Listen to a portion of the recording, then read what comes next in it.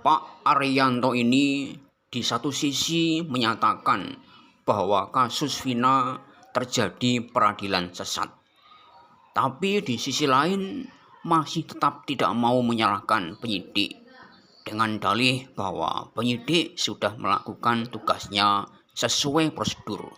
Bahwa ini kan dispute ini kan rame di media karena adanya sistem pengadilan yang sesat dalam tanda petik gitu ya. Mengapa dibilang sesat? Karena seakan-akan para terpidana ini merasa tidak diperlakukan dengan tidak adil. Ya, di mana proses persidangan yang masuk ke situ itu dengan alat bukti yang sangat sumir dalam istilah saya ya, sangat sumir, dan kemudian pembuktiannya cepat dan tidak teliti, akhirnya memutuskan bahwa itu suatu kasus yang berat.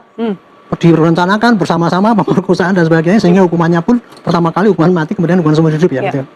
Nah itu, tapi kan kemudian itu putusan itu kemudian dipatahkan dengan banyaknya keterangan yang mencabut.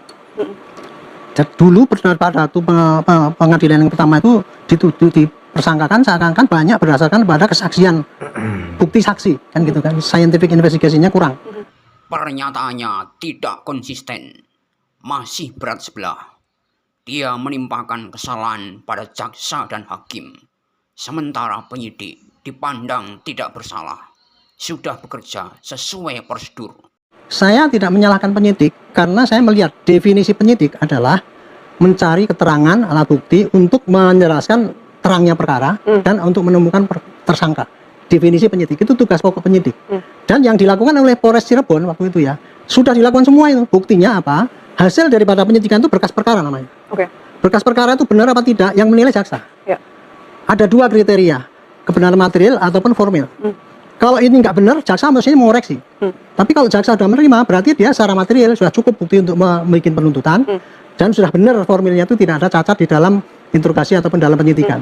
Jadi pada saat itu, polisi sudah, menurut saya sudah benar, karena sudah diterima. Nah, Pak Ariyanto, sebentar saya potong, tapi bukankah penyidik dalam rangka memperoleh kesaksian atau pernyataan dari para terpidana, itu mereka melakukannya dengan cara-cara tidak terpuji dan melanggar HAM? Ada yang disundut rokok, ada yang dialihkan listrik, ada segala hal penyiksaan itu terjadi ketika penyidik menggali informasi dari mereka, bukan menggali mungkin, mengintimidasi mereka agar menandatangani BAP sekalipun. Tetap penyidik nggak salah dalam hal ini, Pak? Kembali saya katakan lagi, kalau yang dituduhkan pada waktu pemeriksaan itu ada penyiksaan dan sebagainya itu mestinya sudah terkoreksi dulu pada saat berkas itu belum disampaikan ke jaksa. Kan penyiksaan itu terjadi pada saat itu kan? Mestinya sebelum berkas P21? Iya, sebelum P21 dong. Mestinya waktu itu jaksa kalau mendengar bahwa itu digebukin dan sebagainya itu, jaksa harus mengecek dulu kebenaran itu. Tapi kan tidak. Dan kemudian yang saya mengatakan bahwa penyidik itu waktu itu tidak salah dalam secara teoritis ya.